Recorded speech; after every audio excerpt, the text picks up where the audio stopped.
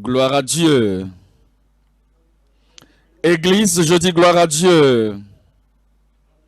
Que le Seigneur continue de nous bénir dans nos formations au nom de Jésus. Père, nous te bénissons pour notre formation de ce soir. Merci pour ton peuple. Merci pour les ouvriers dans toutes les sections. Nous demandons, Seigneur, que tu ouvres nos yeux, les yeux de notre pensée, afin de contempler et d'expérimenter les merveilleuses et parfaites choses de ta parole au nom de Jésus. Nous prions, Seigneur, que la bonté dans la parole ne nous dépasse pas et que la grâce que tu as pourvue soit pour chacun de nous. Enrichis nos vies, Seigneur, et aide-nous à atteindre les gens qui nous entourent, les pécheurs et les saints, afin qu'ils deviennent meilleurs dans la voie du royaume au nom de Jésus. Nous te bénissons parce que nous savons que tu nous as exaucés. Au nom de Jésus, nous prions. Nous considérons à 2 Corinthiens chapitre 3 et nous lisons le verset 14. 2 Corinthiens 3, 14 à 16. 2 Corinthiens chapitre 3, le verset 14. Mais ils sont devenus durs d'entendement, car jusqu'à ce jour, le même voile demeure, la même couverture demeure.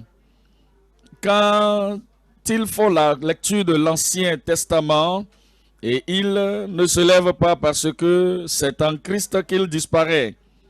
Jusqu'à ce jour, quand on lit Moïse, un voile est jeté sur leur cœur. Mais lorsque les cœurs se convertissent au Seigneur, le voile est ôté. L'apôtre Paul, par l'Esprit de Dieu, est en train de parler à propos des enfants d'Israël.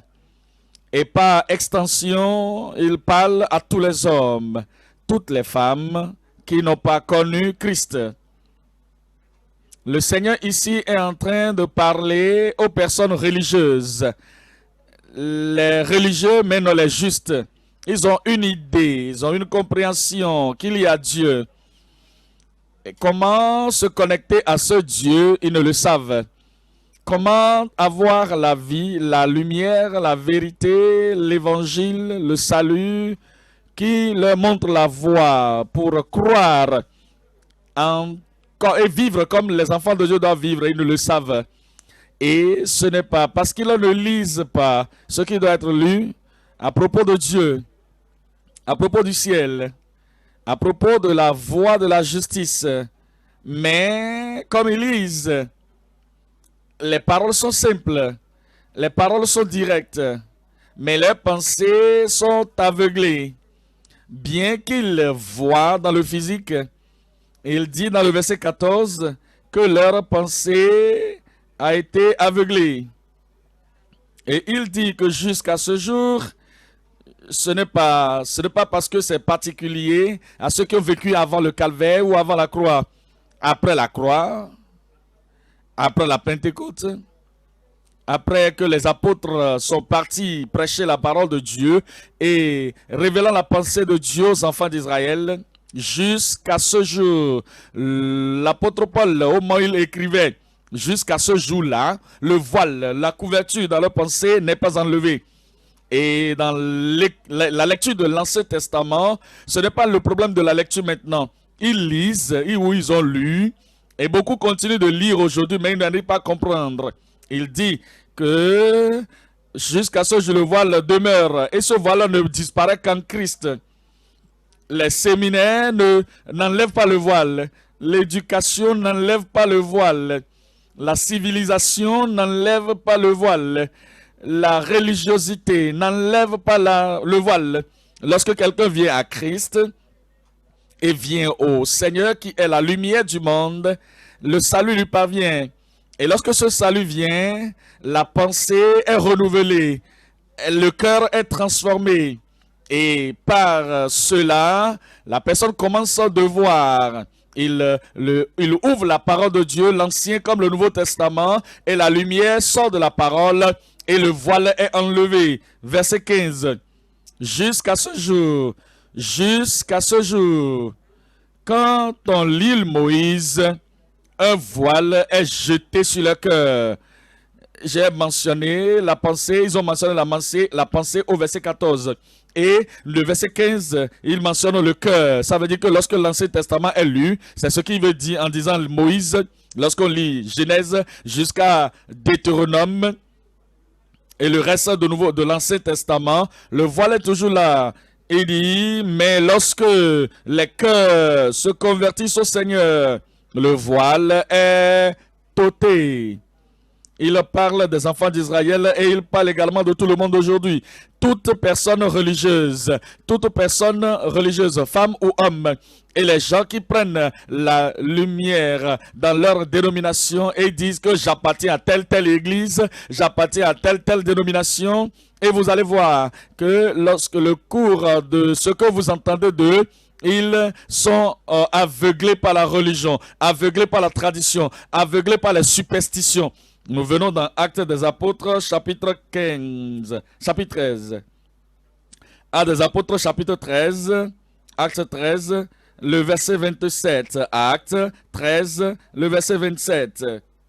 Car les habitants de Jérusalem et leurs chefs ont méconnu Jésus et en le condamnant, ils ont accompli les paroles des prophètes qui se lisent chaque sabbat. Ils ont accompli en le condamnant. Et il dit que ces chefs religieux, ils ont lu la parole de Dieu tous les sabbats. Et ceci est toujours lu chaque semaine dans leur synagogue, dans leur sanctuaire, dans leur temple et dans leur église. Et les gens s'entassent et se mettent ensemble avec le leader. Ils lisent tout ce que les prophètes ont dit à propos de Christ, à propos du Sauveur, à propos du Messie, à propos du plan de Dieu pour la rédemption du monde. Malgré cela, ils continuent de demeurer aveuglés par rapport à la vérité du salut. Et ils peuvent lire à travers toutes choses et ne jamais comprendre ou savoir la voie pour devenir juste et saint dans la parole de Dieu. Regardez le verset 38.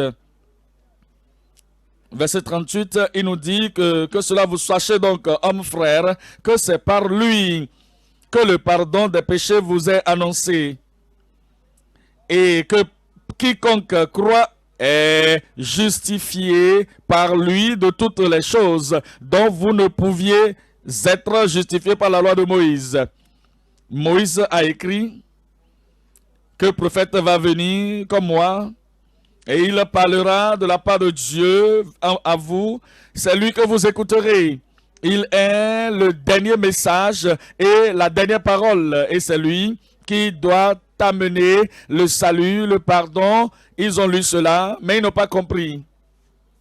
Et Jésus est venu vers eux directement pour leur dire, je suis celui-là dont a parlé vos prophètes. Ils n'ont pas compris cela. Et les apôtres sont venus et ils ont déclaré, voici c'est lui, il n'y a pas de salut en aucun autre. Et il n'y a pas de nom qui soit donné parmi les hommes par lequel nous devions être sauvés, excepté le nom de ce Jésus. Ils n'ont pas compris. Et l'apôtre Paul, qui faisait partie d'eux et qui fut parmi ces gens qui avaient l'autorité dans la lettre pour persécuter les chrétiens, il avait eu ses yeux ouverts et sa pensée a été illuminée. Il a dit, voici le chemin, voici ce Jésus et ce Christ que j'ai prêché ou que je vous prêche, c'est lui. Et c'est lui qui est le seul sauveur. Malgré cela, ils n'ont pas compris. Regardez le verset 39 ici. Et quiconque croit est justifié par lui de toutes les choses dont vous ne pouviez être justifiés par la loi de Moïse. Verset 40. Ainsi, prenez garde qu'il ne vous arrive ce qui est dit dans les prophètes. Qu'est-ce qui est dit? Voyez, contempteurs. Soyez étonnés. Voyez, contempteurs. Soyez étonnés et disparaissez. Parce que vous ne croyez pas. car je vais faire en vos jours une œuvre que vous ne croiriez pas si on vous la racontait. Pourquoi ne vont-ils pas croire? Parce qu'ils ont dit, ne veux pas le voir. Je ne peux pas voir ce que tu vois. Je ne veux pas comprendre ce que tu vois. Je ne peux pas. Et les apôtres ont dit, mais pourquoi que cela vienne sur vous? Il faut être vraiment attentif pour que ces jours ne viennent sur vous, pour que vous qui ne croyez pas bien que lorsqu'il sortit en les pria de parvenir à vous. Verset 45, les Juifs, voyant la foule, furent remplis de jalousie et ils s'opposèrent à ce que disait Paul en le contredisant et en l'injuriant. L'apôtre Paul avait tout expliqué, il avait tout révélé et il leur avait tout expliqué, passionné à propos de leur salut, passionné du fait que Dieu va ouvrir leurs yeux et qu'ils vont contempler les choses au lieu d'avoir les yeux ouverts. Et ils étaient en train de le contredire et il parlait de blasphémer et blasphémait son nom et il leur disait qu'il allait le frapper, l'injuriant. Paul et Barnabas, j'allais dire, leur dit avec assurance, c'est à vous premièrement que la parole de Dieu devait être annoncée. Mais puisque vous la repoussez,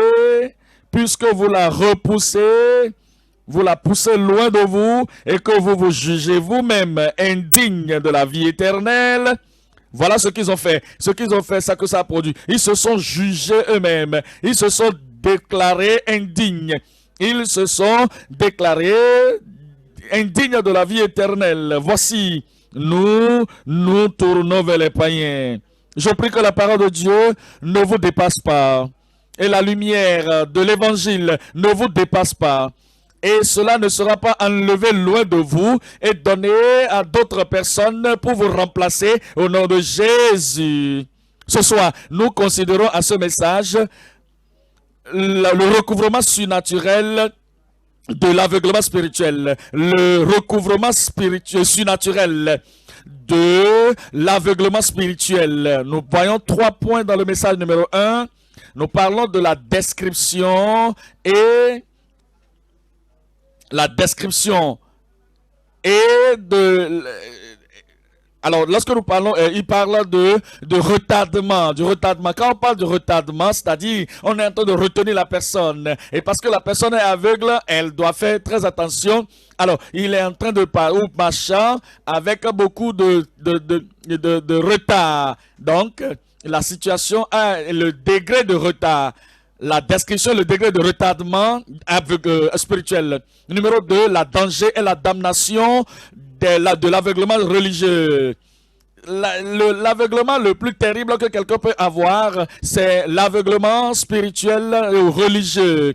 Si vous êtes ignorant à propos des choses matérielles, à propos du commerce, à propos de la science, à propos de la connaissance terrestre, à propos des choses qui vous entourent, qui ne sont pas éternelles, alors ça là, ce n'est pas grave. Vous pouvez traverser et aller de l'avant. Mais lorsque vous devenez aveugle spirituellement, sur le plan religieux, et vous prenez le bon pour le mauvais pour le bon, vous prenez la lumière pour les ténèbres, alors c'est terrible.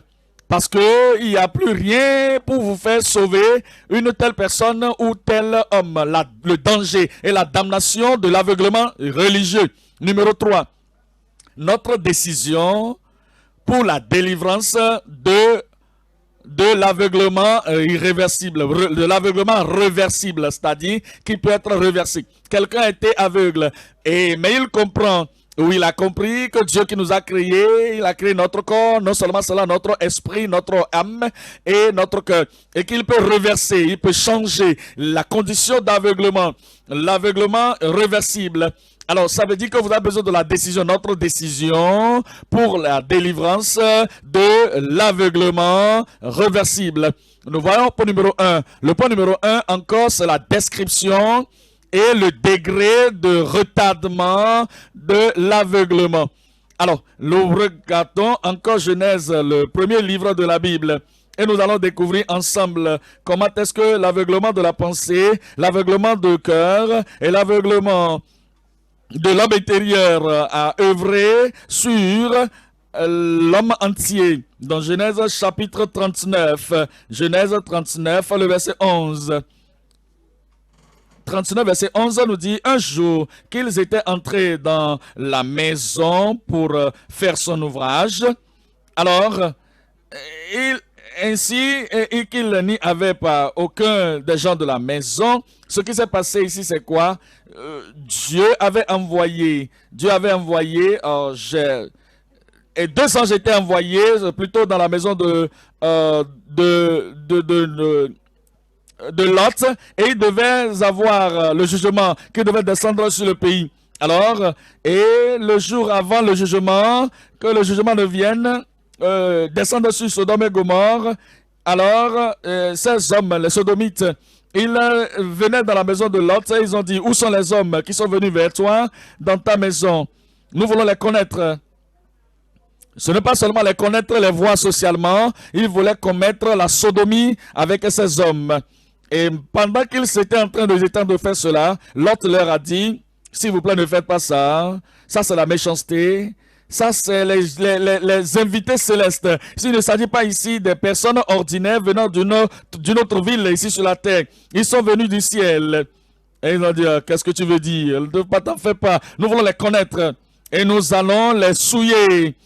Et les anges les ont frappés avec l'aveuglement spirituel, physique. Et les petits et les grands, même s'ils étaient, bien qu'ils étaient aveugles, et le miracle du jugement était descendu sur eux là, ils cherchaient encore la porte, et ils voulaient briser la porte. Ils voulaient avoir ces gens, coûte que coûte, pour avoir ces gens et les tuer par tous les moyens. Ce qui veut dire maintenant que leur pensée a été aveuglée, leur cœur a été aveuglé. Et regardez le verset 12. Et les hommes dirent à Lot, et si tu as quelqu'un ici, est-ce que tu as quelqu'un ici, un homme, une fille, ou qui que tu es dans cette ville, fais-les sortir de ce lieu, car nous allons détruire ce lieu. Il n'y avait pas un argument, et il n'y avait pas un doute à propos de... Ils disaient qu'ils allaient détruire ce lieu, parce que le cri contre cette ville est à monter jusqu'au cieux. Et le Seigneur nous a envoyés là de façon objective. Et c'est la seule chose qui doit être faite ici à ce moment, c'est de détruire cette ville. Lot sortit et il parla à ses gendres, ceux qui avaient pris ses filles, et il leur a dit, levez-vous, sortez de ce pays, sortez de ce lieu, car le Seigneur va détruire. Regardez ceci, le Seigneur va détruire. Il n'y a pas de doute à propos de cela. Ça, ce n'est pas une prédiction et ce n'est pas quelque chose une supposition. Le Seigneur va détruire cette ville. Mais aux yeux de ses gendres, il paraît plaisanter. Ils étaient aveuglés. Ils n'avaient jamais vu Lot parler de cette façon auparavant, mais malgré cela, leurs pensées, leur cœur ont tous été aveuglés et ils n'étaient pas prêts à écouter ce que Lot disait. Et mais vous savez, on nous a dit que finalement Dieu est descendu et les deux filles sont descendues. Et Lot est sorti, la fille aussi est sortie, les filles aussi sont sorties, la femme aussi est sortie, mais elle a essayé de regarder derrière parce qu'elle était complètement aveugle spirituellement. Elle est devenue une statue de sel. Sodome et Gomorrhe ont été détruits par le feu. Pourquoi? Parce qu'ils étaient tous aveuglés. Et bien qu'ils avaient les yeux, ils ne voyaient rien. Sortez de ce lieu, il n'y a pas de temps à perdre.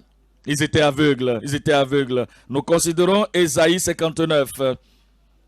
Ésaïe 59, le verset 8. Ésaïe 59, le verset 8.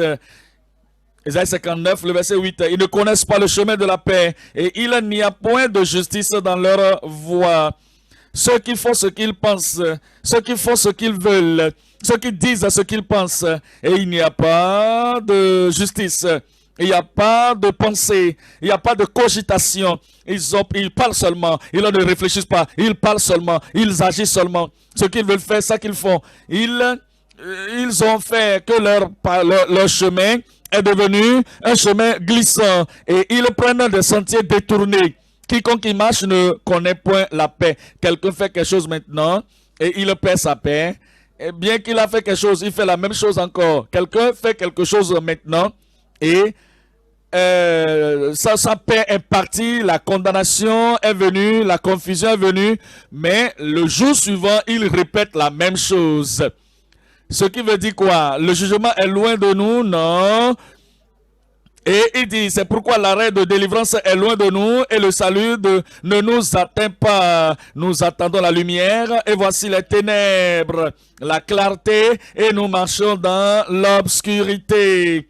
Voyez-vous, c'était des Israélites là et ils étaient des religieux. Malgré cela, il disait qu'il cherchait la lumière. La lumière, c'est dans la parole. La lumière, c'est dans la parole. La parole, c'est la lumière.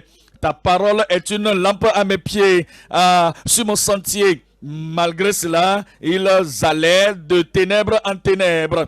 Ils allaient du mal en pire. Ils partaient comme des aveugles. Et nous sommes partis comme si nous n'avions pas des yeux. Et nous tombons. Nous tâtonnons comme des aveugles et le long d'un mur. Nous tâtonnons comme ceux qui n'ont point Dieu. Nous chancelons à midi comme de nuit. Au milieu de l'abondance, nous ressemblons à des morts. La condition de ces gens et de leur aveuglement, l'aveuglement spirituel les retardait et les empêchait d'atteindre le lieu qu'ils devaient atteindre, la longueur qu'ils devaient avoir. Et ils devaient avoir, et la gloire qui devait leur parvenir, leur aveuglement spirituel de leur pensée, de leur cœur, les a empêchés. Lamentation 4, verset 14. Lamentation 4, verset 14. Ils errèrent en aveugle dans les rues. Ils marchent seulement. Ils suivent, ils pavanent ici et là. Il n'y a pas d'objectif, il n'y a pas de but.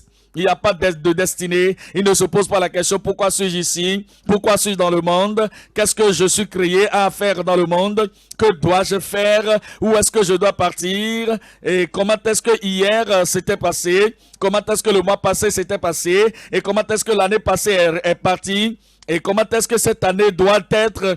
Et comment est-ce que ça se passe? Ils sont complètement aveuglés et ils ne pensent pas à ce qui doit être fait. Et il dit ici qu'ils errent en aveugle dans les rues. Il dit, ils se sont souillés eux-mêmes avec le sang. On ne pouvait toucher leurs vêtements. Ils éloignez-vous, impurs, leur criait-on. Éloignez-vous, éloignez-vous, ne nous touchez pas. Ils sont en fuite, ils errent ça et là. On dit parmi les nations, ils n'auront plus leur demeure.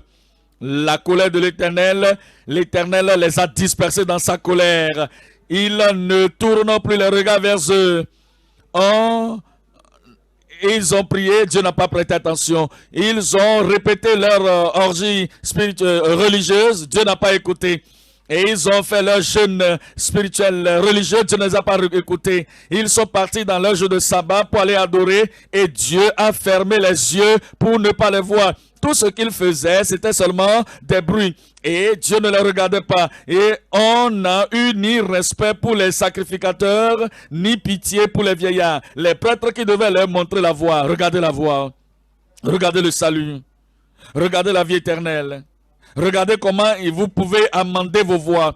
Comment il faut vous repentir. Comment est-ce que vous allez rechercher le Seigneur et le Seigneur va se laisser se voir de vous et avoir pitié de vous. Ils n'ont pas respecté la personne des sacrificateurs et ils n'ont pas eu pitié des vieillards. Pour nous, nos yeux se consumaient encore. Et nous attendions vraiment du secours. Nos regards se portait avec espérance vers une nation qui ne nous a pas délivrés. Nous venons dans Romains, Nouveau Testament à présent, parlant de l'aveuglement de ce peuple, l'aveuglement de ce peuple, l'aveuglement de ce peuple, l'aveuglement de ces religieux et de ces personnes qui pensent qu'ils voient. Et malgré cela, ils ne voient rien. Romains chapitre 1, le verset 51. Parce que lorsqu'ils ont lorsqu'ils l'ont connu, ils ne l'ont pas glorifié comme Dieu. Ils le connaissaient Dieu. Ils ne l'ont pas connu comme Dieu. Et si vous connaissez un grand homme, comment est-ce que vous parlez de cet homme? Comment est-ce que vous lui dites? Vous devez tout faire pour que cette personne puisse vous donner. Et vous savez, vous connaissez Dieu, le Dieu du ciel, le Dieu qui est le possesseur du ciel et de la terre, comme le possesseur de toutes choses. Et malgré cela, ils ne l'ont pas glorifié comme Dieu et ils ne l'ont pas considéré. Ils sont devenus indignes dans leurs pensées et ainsi, ils se professant d'être sages, ils sont devenus des fous et ils ont changé la gloire du Dieu incorruptible en cet homme corruptible. Et ils se sont ainsi adonnés à des choses qui sont des idoles. Et vous serez surpris. Comme la parole de Dieu est très claire et très correcte devant eux, vous ne devez pas faire des idoles, de quelque chose qui ressemble comme les choses et comme des idoles, de ceci, de cela. Il y a des gens qui sont allés à l'école et ils ont lu toute cette littérature de faire ceci, des auteurs qui ont lu et qui ont écrit, ils ont lu, ils ont même étudié, ils ont enseigné. Ils viennent maintenant dans la parole de Dieu, dans la Bible, et ils voient la parole très claire, mais ils demeurent dans l'idolâtrie. L'idolâtrie en dehors de l'église, l'idolâtrie à l'intérieur de l'église, l'idolâtrie partout, l'image de tel. Ils ont des images un peu partout, des statues. Nous parlons des gens qui peuvent être même des professeurs de la langue française ou de la langue anglaise, mais ils ne voient pas des professeurs, des docteurs, les profs des universités qui ne connaissent rien de cela. Qu'est-ce qu'on appelle cela? Ça, c'est l'aveuglement. L'aveuglement. Et c'est pour cela que Dieu les a livrés. Dieu les a livrés. Dieu les a livrés complètement. Et pour se déshonorer leur propre corps. Et ils font des choses infâmes. Des choses qui ne doivent pas être faites. Ça veut dire que la vérité de l'Éternel, ils ne le connaissent pas. Ils adorent la créature plus que le Créateur, qui est béni éternellement. Amen. Et les milliers de personnes, lorsque vous pensez à quelque chose que vous voulez faire, la question est celle-ci. Qu'en est-il si le policier m'arrêtait? Et si le policier n'est pas là, il ne va jamais penser pour dire, et si Dieu me posait des questions? Le policier, ils ont peur de policier, mais ils n'ont pas peur de Dieu. D'autres personnes vont dire, qu'en est-il si le gouvernement me voyait faire ceci? Si le gouvernement m'entendait dire ceci, qu'est-ce que le gouvernement va faire? Ils ont la pensée de le gouvernement, mais non pas la pensée de Dieu. D'autres personnes vont dire, ce que je suis en train de faire là, et si mon mari était au courant? Si mon mari venait à savoir, ils pensaient à leur mari, mais ne pensent pas à Dieu qui est en haut, qui les regarde. Ce chemin que je suis en train d'entreprendre, j'espère que ma femme ne sera pas au courant. Je ne veux pas que ma femme soit au courant. Là où tu vas en secret, même si la femme ne peut pas le savoir, parce que lorsqu'elle sera au courant, elle va avoir la tension artérielle. Et elle va tomber évanouie ou avoir la crise cardiaque. Et ils vont penser à ce que les femmes vont dire ou ce que la femme va faire. Mais ils ne pensent jamais à ce que Dieu va dire. D'autres personnes, qu'est-ce que le pasteur va entendre? Il ne va pas entendre ceci. Le pasteur ne va pas se comprendre. Il ne doit pas être au courant de ce que moi, je suis la personne qui a fait ceci, qui a fait cela. Ils ont peur de leur pasteur plus qu'ils n'ont peur de Dieu. Regardez le verset 25. C'est l'aveuglement spirituel. Et c'est des gens qui ne veulent pas penser à Dieu. Dieu les laisse. Dieu les abandonne. Dieu les juge. Et les laisse à eux-mêmes. Ils pensent juste à des hommes et à la créature. Et qui ont changé la vérité de Dieu en mensonge. Et qui ont adoré et servi la créature au lieu du Créateur. Qui est béni éternellement. Amen. Verset 26. C'est pourquoi Dieu les a livrés à des passions infâmes, car les femmes ont changé l'usage naturel en celui qui est contre nature. Et de même, les hommes, abandonnant l'usage naturel de la femme, se sont enflammés dans leurs désirs les uns pour les autres, comme étant homme avec homme. l'homosexualité, des femmes avec des femmes, le lesbianisme. Et il fait des choses infâmes et recevant en eux-mêmes le salaire qu'ils méritaient, que méritaient leur égarement. Comme ils ne se sont pas souciés de connaître Dieu, Dieu les a livrés à leur sens réprouvé pour commettre le sens réprouvé, le sens aveugle, le sens condamné pour commettre des choses indignes, étant remplis de toute espèce d'injustice, de méchanceté, de cupidité, de malice, plein d'envie, de meurtre, de querelle, de ruse, de malignité, rapporteurs. Et vous allez penser que de telles personnes ne vont jamais aller quelque part pour aller adorer. Ils vont dans des églises. Et ils sont même partout. Ils sont en train d'écouter tout ce qu'on dit, la parole de Dieu, ce que le Seigneur dit dans sa parole. Mais cela ne laisse jamais pénétrer le cœur. Cela n'aura jamais pénétré la pensée. Ce qui doit rester là. L'aveuglement est tellement lourd qu'il ne peut pas considérer, voir. Il dit qu'ils sont des médisants, ils sont impies, ils sont arrogants, ils sont hautains, ils sont fanfarons, et ils sont ingénieux au mal, rebelles à leurs parents, dépourvus d'intelligence. Ils sont des déloyaux et ils n'ont pas l'affection naturelle. Ils n'ont pas l'affection naturelle, l'amour naturel, ils ne l'ont pas. Et ils sont implacables, sans miséricorde. Et bien qu'ils connaissent le jugement de Dieu, déclarant digne de mort ceux qui commettent de telles choses, non seulement ils les font, mais ils approuvent. Ceux qui les font. C'est l'aveuglement qui cause ça. C'est l'aveuglement spirituel qui cause ça.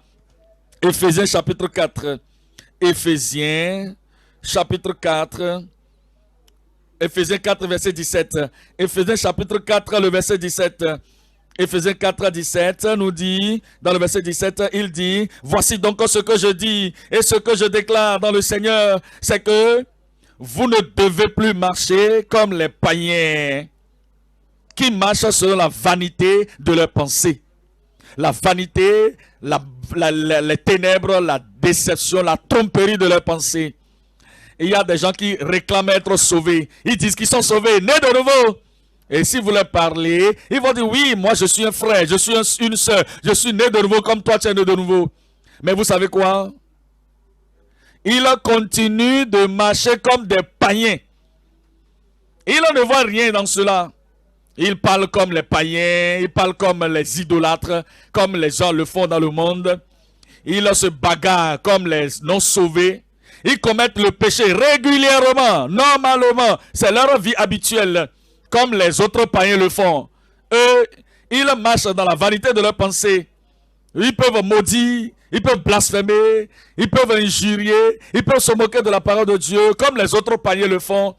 Et lorsque vous leur parlez, ils vont dire, ah, moi je suis né de nouveau, je suis né de nouveau. Né de nouveau, si j'avais le temps, je vais te suivre même pour aller faire évangélisation. Je suis comme tu es. Mais regardez le verset 18. Ils ont l'intelligence obscurcie.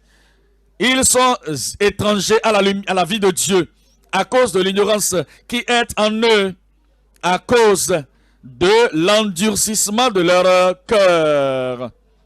Vous leur dites, ce n'est pas la voie de l'éternité, ce n'est pas la voie de connaître Dieu. Il ne peut pas le savoir, il ne peut pas comprendre. Vous leur dites, n'as-tu pas lu, n'avez-vous pas vu, est-ce que vous ne tenez pas la même Bible?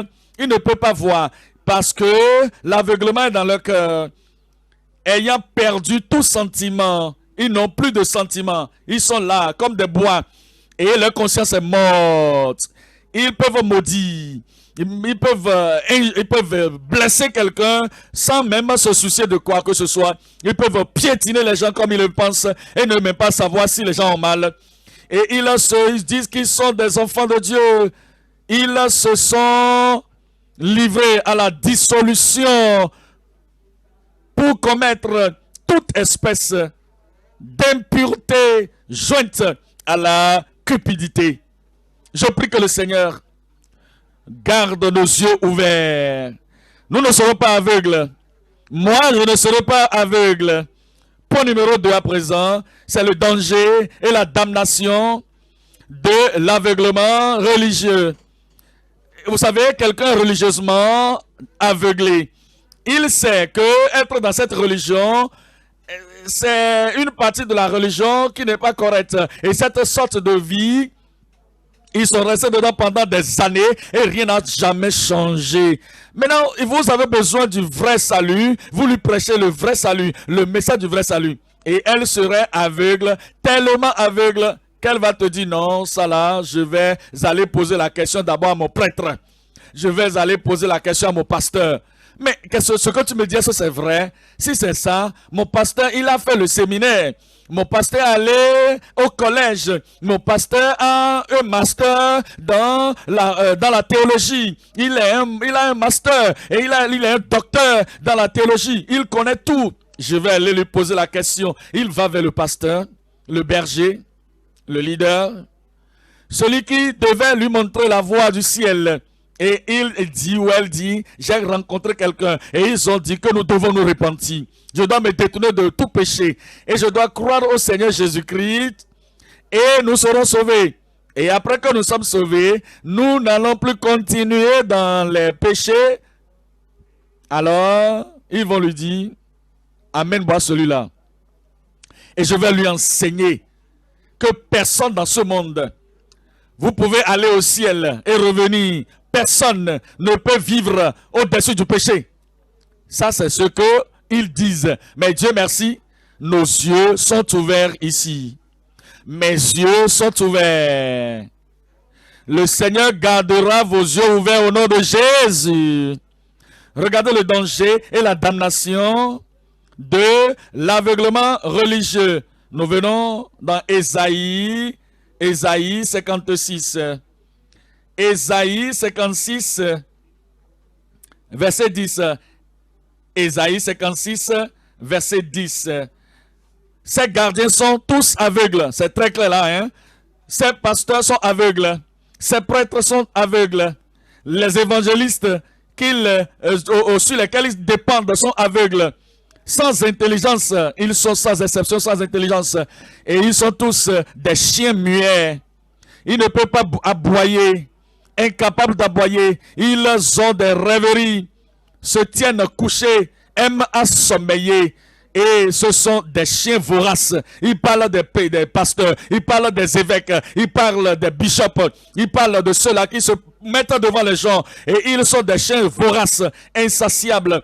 Ce sont des bergers qui ne savent rien comprendre. Des bergers, des pasteurs qui ne comprennent rien. Sans cela, personne ne peut vers le Seigneur. Le prédicateur va demander où est-ce que cela se cite dans la Bible. Il a cité de John Wesley. Non, pas du tout. C'est dans la Bible. Vous l'ouvrez et vous lui dites Hébreux 12, verset 14, et vous lui lisez cela que sans la sanctification de personne devant le Seigneur, il ne va pas comprendre.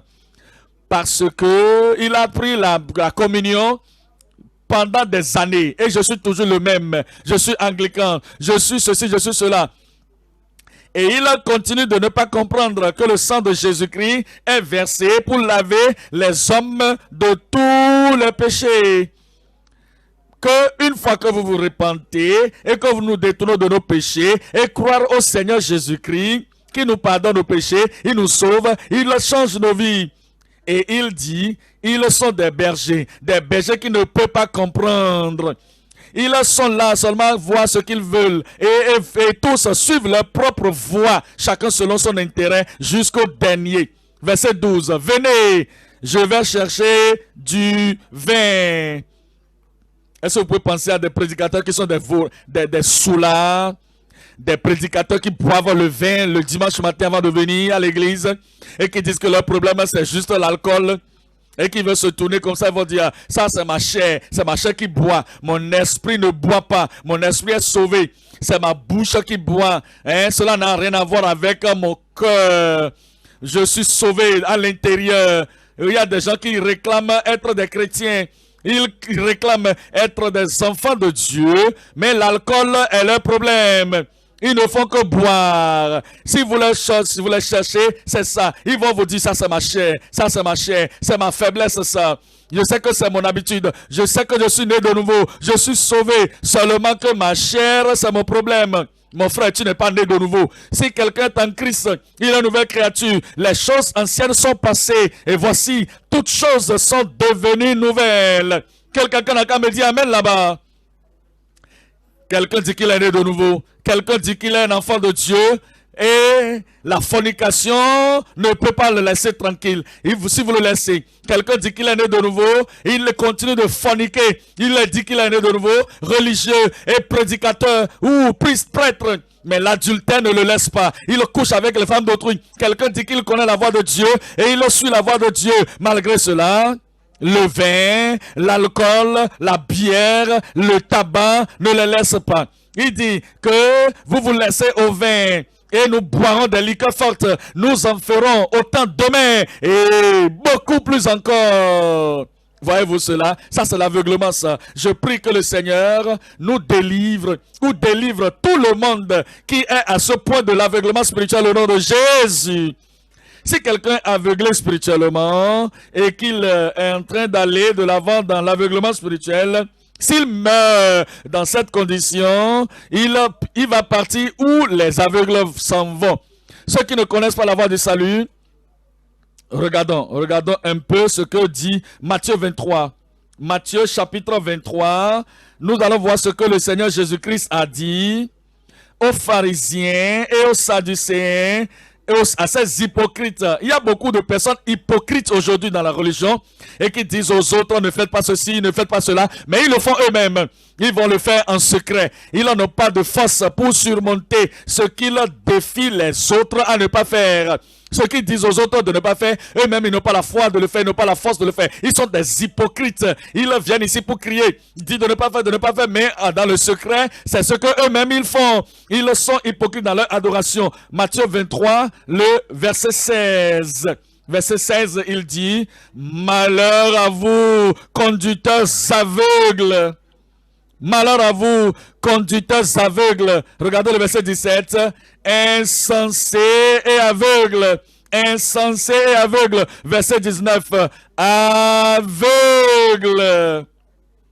Le Seigneur Jésus-Christ parlait aux religieux, aux leaders religieux de ce pays et il leur disait qu'ils étaient aveugles. Vous êtes aveugles, vous êtes aveugles, vous êtes aveugles. Regardez le verset 24.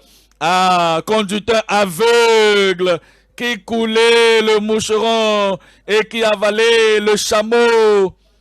Et il continue disant, verset 25, malheur à vous, scribes et pharisiens, hypocrites, parce que vous nettoyez le dehors de la coupe et du plat, et qu'au-dedans, ils sont pleins de rapines et d'intempérance.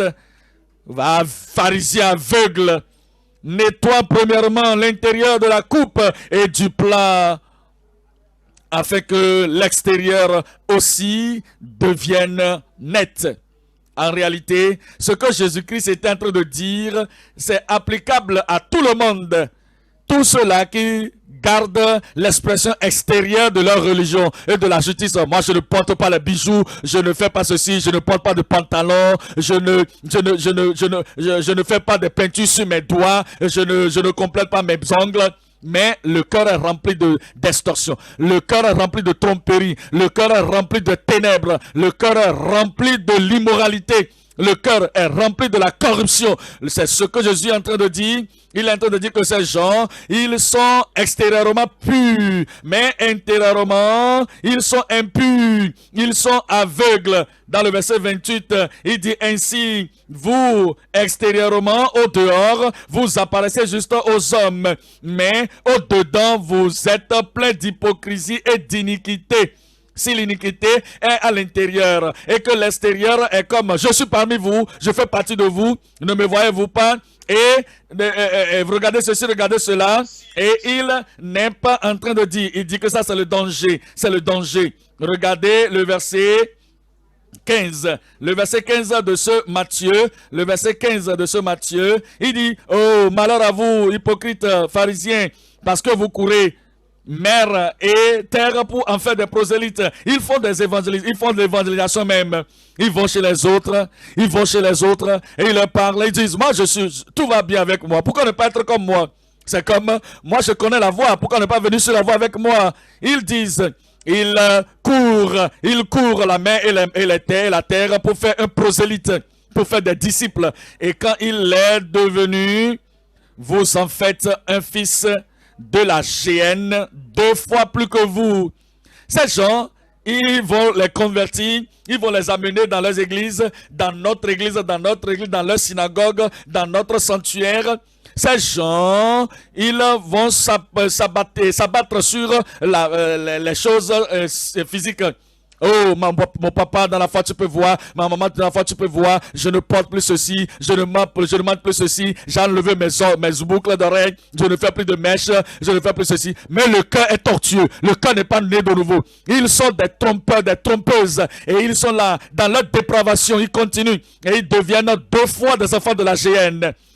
De tel pasteur, de tel frère. Oh, pasteur, frère, je ne bois plus, hein. Oh, pasteur, je ne fais plus ceci, hein. Et je viens à la vie profonde. Je viens à l'église à la vie profonde à tout moment. Mais la colère est dans le cœur. La bagarre est dans le cœur. Hein. La convoitise est toujours là. L'envie est toujours là. La fornication est attachée au cœur. Ils disent qu'ils viennent à l'église. Vous êtes réguliers maintenant. Oh, merveilleux, c'est très joli. Vous êtes sur la voie. Mais non, hein, il n'est pas sur la voie. Il n'est pas sur le cœur doit être né de nouveau. La vie doit être complètement transformée. Si vous les encouragez comme ça, ils vont devenir des enfants de la géhenne 2 fois. Ne les encouragez pas dans le péché. Il faut le voir dans le verset 33. Dans le verset 33, il dit, serpent, race de vipères, comment échapperez-vous au châtiment de la géhenne? Comment échapperez-vous au châtiment de la géhenne? Il vient, regardez, dans Romains chapitre 2. Romains chapitre 2, le verset 19. Romains 2, le verset 19. Le danger et la damnation de l'aveuglement spirituel. La damnation dans cet aveuglement spirituel. Romains chapitre 2, verset 19. Il dit ici au verset 19 ce qui suit. Il dit, toi qui te flattes d'être le conducteur des aveugles, tu es le conducteur des aveugles, tu es vraiment confiant pour dire que tu es en train de conduire les gens. Et si les gens de l'église disent, moi je veux aller à l'autre église, je veux aller à cette église qui croit à la Bible, il va dire, mais pourquoi tu veux aller là-bas? Ces pasteurs qu'on appelle pasteurs de l'église biblique, ils sont allés à la Mecque, ils sont allés au séminaire, ils sont allés ceci, ils sont allés, ils connaissent quoi? Et nous connaissons le grec, nous connaissons l'hébreu, nous connaissons tous les commentaires. C'est nous qui sommes les conducteurs des aveugles. Qu'en est-il de leur vie? Qu'en est-il de leur conduite? Qu'en est-il de leur comportement? Qu'en est-il de leur compréhension? Qu'en est-il de leur adoration? Ils adorent Dieu comment? Comment est-ce qu'ils le font? Toi qui es confiant, qui dis que tu es le conducteur des aveugles, tu dis que tu es la lumière de ceux qui sont dans les ténèbres, le docteur des insensés, le maître des ignorants, parce que tu as dans la loi la règle de la science et de la vérité. Toi donc qui enseignes les autres, tu ne t'enseignes pas toi-même. Toi qui prêches de ne pas dérober, tu dérobes. Tu prêches que l'homme ne doit pas voler. Tu sais que l'homme ne doit pas voler. Mais toi-même tu voles. Est-ce que tu voles de ton mari? Est-ce que tu voles de ta femme? Est-ce que tu voles dans ton bureau? Est-ce que tu voles à l'école? Est-ce que tu voles dans l'offrande qui est faite à l'église? Tu es sanctifié, né de nouveau, rempli du Saint-Esprit, mais tu es encore voleur. Tu mets la main dans la bourse à l'église. Tu dis que tu es sauvé. Tu dis que tu dis aux autres de ne pas commettre l'adultère, mais tu commets l'adultère toi-même. L'homme ne doit pas commettre l'adultère.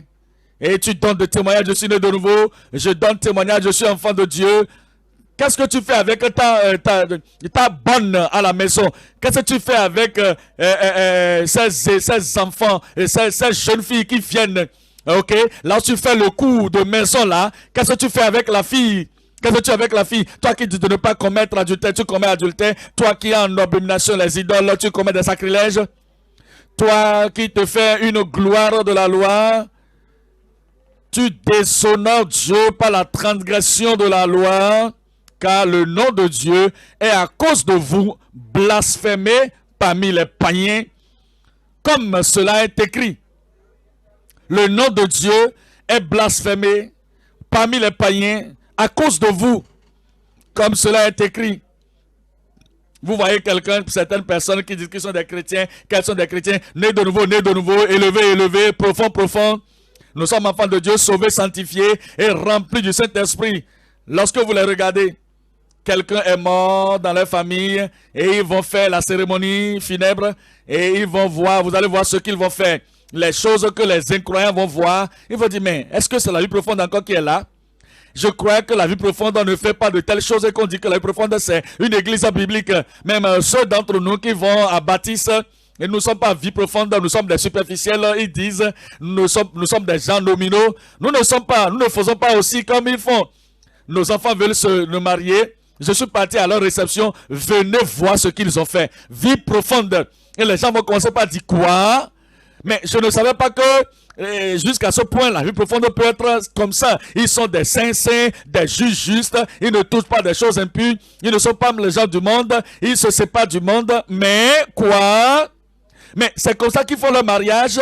C'est comme ça qu'ils font. Le nom de Dieu est blasphémé parmi les païens à cause de vous. C'est ça qu'on appelle l'aveuglement. C'est ça qu'on appelle l'aveuglement. Et le Seigneur voudrait que nous sortions de cet aveuglement. Et nous n'allons pas y demeurer au nom de Jésus. Moi, je ne serai pas dans l'aveuglement. Je ne serai pas aveuglé. Vous devez démontrer là où vous tenez. Si vous tenez parmi les gens qui peuvent voir, alors prenez votre position. Si vous voulez être parmi ceux qui sont aveugles, montrez-nous correctement ce que vous êtes. Mais pour moi et ma maison, nous servirons l'Éternel. Ah, j'ai perdu mon peuple là, hein? Vous servirez l'Éternel au nom de Jésus.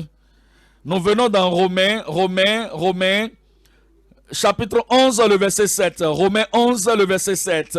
Romains 11, le verset 7. Quoi donc? Ce qu'Israël cherche, il ne l'a pas obtenu. Mais l'élection l'a obtenu. Tandis que les autres ont été endurcis. La minorité parmi eux, certains parmi eux ont vu, ils sont sauvés le jour de la Pentecôte, ils sont sauvés en Actes chapitre 4. Certains sont sauvés comme les apôtres leur ont parlé, mais le reste est resté aveugle. Ils sont restés aveugles par rapport au salut, aveuglés par rapport au nom de Jésus, le seul nom qui sauve. Le verset 25, dans le verset 25, car je ne veux pas, frères, que vous ignoriez ce mystère, afin que vous ne vous regardiez point comme sages.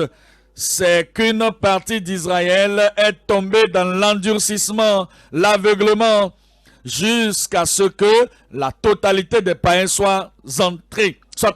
Les auteurs des livres de l'Ancien du Nouveau Testament sont des Israélites. Vous parlez de tous ceux qui ont écrit la Bible, de Genèse jusqu'à l'Apocalypse. Ils sont tous des Israélites. Bien qu'ils soient des Israélites, ils sont encore dans l'ignorance. Il y a beaucoup de personnes dans Israël qui sont encore des ignorants. Et des gens qui ont écrit Matthieu jusqu'à l'Apocalypse, ils sont tous des Israélites. Malgré cela, bien que Dieu a utilisé leurs concitoyens pour donner la Bible dit que l'aveuglement leur est encore attaché, afin que vous ne regardiez point jusqu'à ce que tous les païens rentrent dans la foi. Je prie que nous ne demeurons pas aveugles. Je dis que nous ne demeurons pas aveugles. Quel est le danger lorsque quelqu'un est resté aveugle? Regardez dans Exode. Exode chapitre 14. Exode chapitre 14. Exode 14. Lisons le verset 5. Exode 14, le verset 5. On annonça au roi d'Égypte que le peuple avait pris la fuite. Alors le cœur de Pharaon et celui de ses serviteurs furent changés à l'égard du peuple. Il dit, qu'avons-nous fait en laissant aller Israël, dont nous n'aurons plus de service? Voyez-vous, ça c'est l'aveuglement spirituel. Et Moïse est venu, laisse mon peuple partir, nous irons adorer Dieu. Qui est ce Dieu? Je ne le connais pas. Il a jeté le bois est devenu le serpent. Et ils ont également fait cela, les magiciens ont fait. et le serpent est sorti. Et alors le serpent de Moïse a avalé le serpent des magiciens. Tout cela, l'homme est resté ce qu'il était. Et la rivière, tous les eaux du pays sont devenus du sang et l'homme n'a pas vu. Dieu a couvert tout le pays avec des grenouilles. Il n'a pas changé. La vie des hommes, la vie des hommes et des animaux ont été complètement rongés par les ternes. Ça n'a pas changé. La mort dans la vie, il n'a pas changé. Jusqu'à ce que finalement, le premier-né de toutes les familles sont morts. Et ils ont su que dans les enfants d'Israël, leurs enfants étaient toujours en vie. Maintenant, il a dit, ah, je vois. Je sais que Dieu existe maintenant. Je sais que Dieu existe. Dieu parle. Alors partez, sortez du pays. Priez pour moi. Et ils sont partis. Tous les enfants d'Israël sont partis. Maintenant, les enfants d'Israël sont partis. Ils sont devant la mer Rouge. Et Pharaon a dit, mais qu'est-ce qui est venu sur nous-mêmes là? Pourquoi les avons-nous laissés partir? Pourquoi nous les avons relâchés? Ça, c'est l'aveuglement. Et il a pris des chars.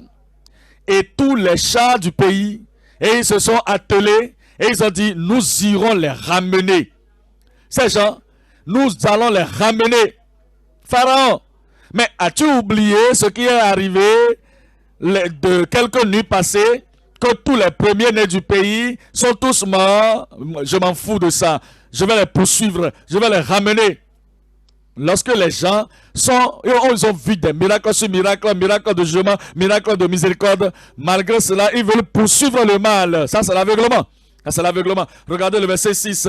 Et Pharaon attela son char et il prit son peuple avec lui.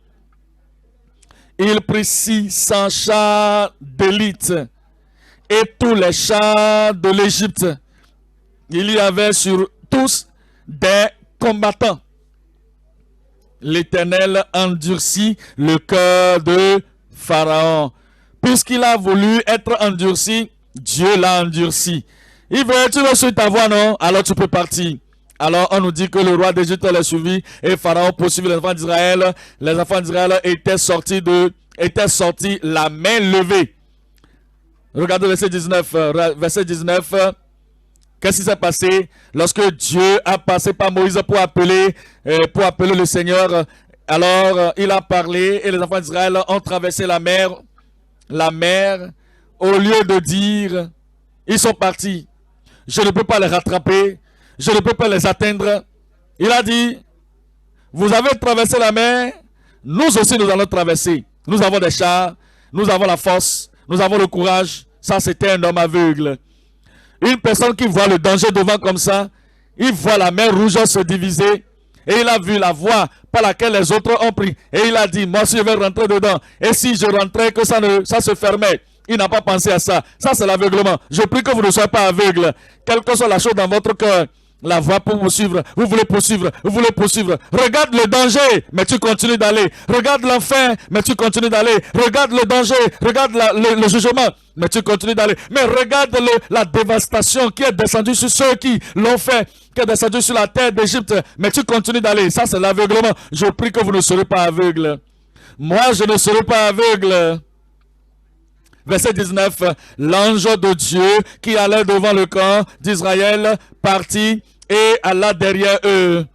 Et la colonne de nuée qui les précédait partit et se tint derrière eux. Elle se plaça entre le camp des Égyptiens et le camp d'Israël. Cette nuée était ténébreuse d'un côté et de l'autre elle éclairait la nuit. Ça veut dire que du côté des enfants d'Israël, et les deux camps n'approchaient point l'un de l'autre pendant toute la nuit. Moïse étendit sa main sur la mer, et l'Éternel refoula la mer par un vent d'Orient qui souffla avec impétuosité toute la nuit, et mit la mer à sec, et les eaux se fendirent. Les enfants d'Israël entrèrent au milieu de la mer à sec. Et les eaux formaient comme une muraille à leur droite et à leur gauche. Les Israéliens les poursuivirent et tous les chars de Pharaon ses chars et ses cavaliers entraient après eux au milieu de la mer. Tout ce qui lui appartenait, tout est rentré dans la mer. Regardez maintenant, ça c'est l'aveuglement. Ça c'est l'aveuglement. Déjà, il a vu que l'ange de l'Éternel les a empêchés de les voir avec les ténèbres. Les enfants d'Israël avaient la lumière et tous les Égyptiens avaient les ténèbres. Mais il a dit non, ne vous en faites pas, nous allons les avoir. Ne vous en faites pas, nous allons les posséder. Même si Dieu est en train de combattre, nous allons vaincre. Ça, c'est l'aveuglement. Je prie que vous ne soyez pas aveugles à tel point. Il y a quelqu'un qui est en train de poursuivre la mort. Il poursuit l'enfer. Il est en train de poursuivre la perdition. Mais vous ne voulez pas vous abandonner. Qu'est-ce que vous cherchez alors? Regardez le verset 24. À la veille du matin, l'Éternel, de la colonne de feu et de nuée, regarda le camp des Égyptiens et mit en désordre le camp des Égyptiens. Il ôta les roues de leurs chars et en rendit la marche difficile. Les Égyptiens dirent alors, fuyons devant Israël. Ils sont venus à ce point maintenant. Quelqu'un atteint un point de non-retour. Dieu les avait avertis, Dieu a amené le jugement, Dieu les a parlé, leur a parlé, Dieu a envoyé ses serviteurs pour leur parler. Il a dit, voici maintenant, c'est le jour maintenant de ne pas rejeter la parole du Seigneur, ça ne doit pas marcher. Ils ont poursuivi, maintenant ils ont atteint le point de non-retour. Nous allons, fuyons devant l'Israël, car l'Éternel combat pour lui contre les Égyptiens. Ça n'a rien fait. L'Éternel dit à Moïse, étends ta main sur la mer et les eaux reviendront sur les Égyptiens, sur leurs chars et sur leurs cavaliers. Moïse étendit la main sur la mer et vers le matin, la mer reprit son impétuosité et les Égyptiens s'enfuirent à son approche. Mais l'Éternel précipita les Égyptiens au milieu de la mer. Les eaux revinrent et couvrirent les cavaliers et les chars, les cavaliers et toute l'armée de Pharaon qui était entrée dans la mer après les enfants d'Israël, et il n'en échappa pas un seul. Il n'en échappa pas un seul. Mais les enfants d'Israël, eux, ils ont marché sur la terre sec et au milieu de la mer, et les eaux formaient comme une muraille à leur droite et à leur gauche. En ce jour, l'Éternel délivra Israël de la main des Égyptiens, et Israël vit sur le rivage de la mer les Égyptiens qui étaient morts. Morts. Ils voulaient mourir, non? Alors, ils sont morts. C'est ce qui arrive après la mort, c'est le jugement de l'enfer. Je prie que cela ne nous arrive pas. Je dis que cela ne vous arrivera pas. Mais quand vous voyez la main de Dieu et vous voyez le jugement de Dieu et le temps que vous devez vous repentir, il faut vous repentir. Repentez-vous et revenez, afin que l'iniquité ne soit pas ne vous amène pas la ruine au nom de Jésus. Point numéro 1, c'est la description et le degré de retardement dans l'aveuglement. Numéro 2, c'est le danger et la damnation de l'aveuglement religieux. Numéro 3 maintenant, c'est notre décision pour la délivrance de l'aveuglement réversible. Notre décision pour la délivrance de l'aveuglement réversible. Si l'aveuglement doit être changé, reversé, nous devons décider. Et ce n'est pas un changement ou un détour d'un moment, mais c'est un détour de toujours. Voici la voie qui amène à l'enfer. Voici la voie qui amène dans la perdition. Alors, nous n'allons plus continuer de cette façon. Le Seigneur va exaucer vos prières. Si vous cherchez ainsi, Psaume 146, verset 8. Psaume 146, verset 8. Il dit, l'Éternel ouvre les yeux des aveugles. L'Éternel redresse ceux qui sont courbés. L'Éternel aime les justes celui qui fait détourner de l'injustice pour la justice, celui qui se détourne du péché pour aller au Sauveur, celui qui fait détourner des ténèbres pour la lumière, celui qui fait détourner de l'abomination des gentils, des païens, pour aller au message de Dieu, c'est lui. Et le Seigneur a le pouvoir d'ouvrir leurs yeux. Psaume 119, Psaume 119, verset 8. Psaume 119, verset 8, il dit, où je ouvre mes yeux pour que je puisse contempler les merveilleuses choses de ta parole. La parole du salut est là. Ouvre mes yeux pour que je puisse contempler les merveilles de ta parole. Les merveilles de ta parole. Je connais la voix pour adorer, mais l'adoration est là. Ouvre mes yeux pour que je puisse contempler les merveilles de ta parole. Je connais ta force, je connais ta parole dans celle-là. Ouvre mes yeux pour que je puisse contempler les merveilles de ta parole. Je sais, la vie éternelle est là. Je sais que la vie éternelle, le sondage est là. Le sondage est là et tu vas permettre d'avoir la vie éternelle. Ouvre mes yeux pour que je puisse contempler les merveilles de ta parole. Dans ta parole, je veux, si le Seigneur ouvre nos yeux, nous allons marcher dans la voie de la justice. Nous considérons Ésaïe 52, Ésaïe 35, verset 4. Ésaïe 35, verset 4. Dites à ceux qui ont le cœur troublé, prenez courage, ne craignez point. Voici votre Dieu. La vengeance viendra, la rétribution de Dieu. Il viendra lui-même, vous et vous sauvera. Et il dit au verset 5, alors s'ouvriront les yeux des aveugles. Voyez-vous cela? Il viendra vous sauver, il viendra vous transformer, il viendra et vous changera le cœur, il viendra vous changer la pensée, changer votre nature. Parce que il est le Dieu qui ouvre les yeux des aveugles et les oreilles des sourds s'ouvriront. Regardez le verset 8. Verset 8, et il y aura là un chemin frayé, une route qu'on appellera la voie sainte. Nul impur n'y passera.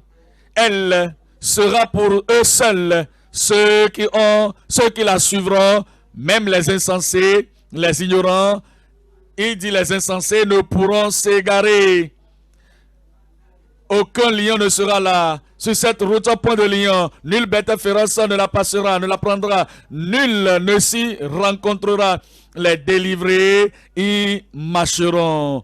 Les délivrés y marcheront. Les rachetés de l'Éternel retourneront. Ils iront à Zion avec un chant de triomphe et une joie éternelle couronnera leur tête. L'allégresse et la joie s'approcheront. La douleur et les gémissements s'enfuiront. Amen. Regardez à Luc chapitre 4. Lorsque le Seigneur vint, ce qu'il a annoncé au peuple, voici la parole du Seigneur qui est venue, qui a été donnée, et il a lu les choses qui ont été écrites concernant Jésus. Il a ouvert la pensée des gens, il a ouvert le cœur des gens, il a ouvert la pensée des gens, il a ouvert l'intelligence des gens, il a ouvert la voie devant les gens pour connaître le Messie. C'est lui qui est le Messie, le Christ, celui que Dieu a envoyé pour rendre la voie ouverte devant nous. Et lorsque vous venez à lui et que vous permettez à la main de Dieu de descendre sur vous, nous venons à lui et nous nous dépendons de lui, nous l'invoquons, alors il va ouvrir nos yeux, il va ouvrir nos pensées, il va ouvrir tout ce qui nous concerne. Et la fontaine de la grâce de Dieu nous sera ouverte. Ça va couler et nous verrons clairement que la grâce de Dieu serait notre au nom de Jésus. Luc chapitre 4 et le verset 18. Luc 4, 18. Luc 4, 18, il dit, l'Esprit de l'Éternel est sur moi parce qu'il m'a oint pour annoncer une bonne nouvelle aux pauvres. Une bonne nouvelle aux pauvres. La voix du salut, la parole du salut aux pauvres. Ces gens qui ne savent pas, qui ne peuvent pas prier pour le salut.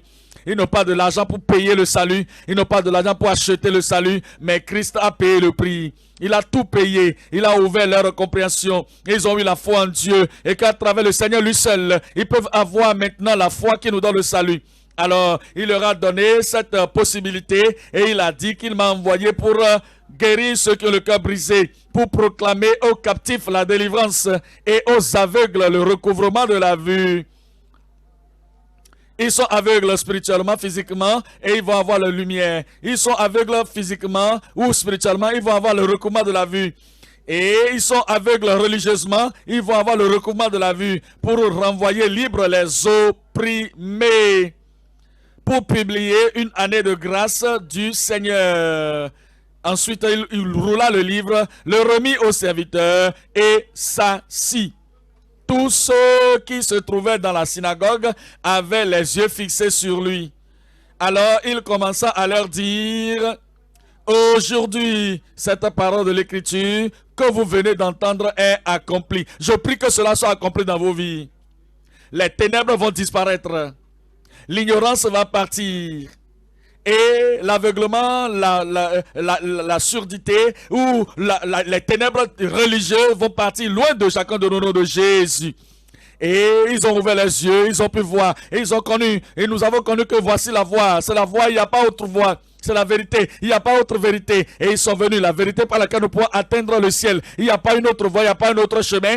Et nous devons nous tenir à cela et croire à cela. Un changement va venir dans nos vies.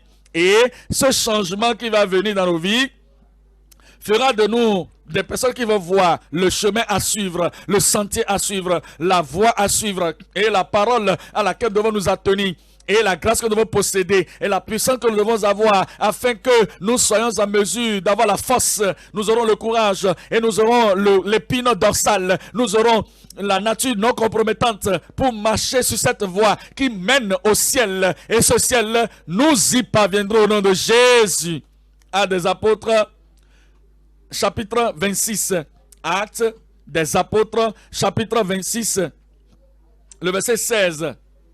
Acte 6, 26, verset 16. Mais lève-toi et tiens-toi sur tes pieds, car je te suis apparu pour t'établir, ministre et témoin des choses que tu as vues et de celles pour lesquelles je t'apparaîtrai.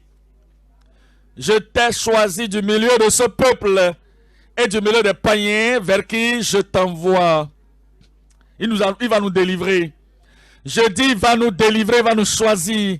Vous savez, les prédicateurs aussi peuvent être aveugles. Et les ouvriers peuvent être aveugles. Les gagnants d'âmes peuvent être aveugles. Si Dieu dit qu'il va te délivrer de cette ténèbres, de ces païens vers qui on t'envoie. Et tu pries pour sortir pour aller évangéliser. Tu pries pour sortir dans les rues. Parce que tu sais, je ne sais pas ce qu'ils vont faire. Est-ce que tu es toujours aveugle? Ne peux-tu pas voir ce que le Seigneur a promis? Il a promis, il vous a choisi pour un objectif.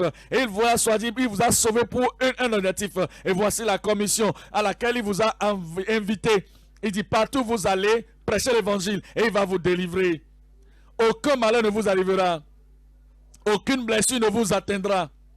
Mais si vous ne sortez pas, si vous n'agissez pas sur cela, si vous ne partez pas sur cela, et si vous ne bâtissez pas sur cela, si vous ne sortez pas pour faire ce que Dieu vous a appelé à faire, ça veut dire que vous êtes partiellement aveugle. Toute forme d'aveuglement, le Seigneur enlèvera loin de nous au nom de Jésus.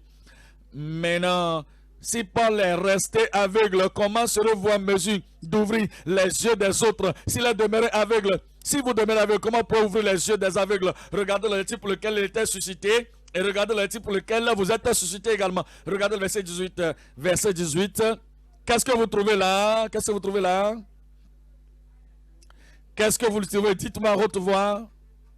Si vous savez que c'est votre ministère, c'est votre appel, c'est votre devoir, dites-moi à haute voix, afin que tu leur ouvres les yeux pour qu'ils passent des ténèbres à la lumière et de la puissance de Satan à Dieu. La puissance de Satan ne va jamais vous surmonter, ne va jamais venir sur votre vie. Pour qu'ils reçoivent par la foi en moi le pardon des péchés et l'héritage avec les sanctifiés. Avec les sanctifiés par la foi qui est en moi. Alors, nous voyons dans 2 Pierre 1,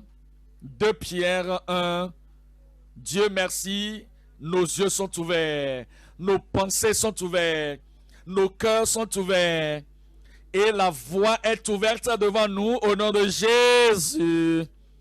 2 Pierre chapitre 1. Lisons le verset 3. 2 Pierre 1, verset 3. le verset 3 de 2 Pierre, chapitre 1, il dit au verset 3, comme sa divine puissance nous a donné tout ce qui contribue à la vie et à la piété, au moyen de la connaissance de celui qui nous a appelés par sa propre gloire et par sa vertu, lesquels nous assurent de sa part les plus grandes et les plus précieuses promesses. Il nous a déjà donné ça. Tout ce qui contribue à la vie, tout ce qui contribue à la piété, nous l'avons déjà. Nous avons la vie éternelle, nous avons la piété et nous pouvons mener la vie pieuse dans les lieux les plus impurs de la terre. Nous pouvons mener une vie de vertu, une vie juste, une vie pieuse au nom de Jésus, par lesquelles nous assurent de la part de les plus grandes et les plus précieuses promesses, afin que par elles vous deveniez participants de la nature divine, en fuyant la corruption qui existe dans le monde par la convoitise. Regardez ceci, à cause de cela. Même faites tous vos efforts, gardez vos yeux ouverts, pour garder la pensée de vos cœurs ouverts, pour garder les yeux de vos cœurs ouverts, pour garder cela. Faites tous vos efforts pour joindre à votre foi la vertu, à la vertu la science, et à la science qui est la connaissance la tempérance, et à la tempérance la patience, et à la patience la piété, et à la piété l'amour fraternel, et à l'amour fraternel la charité.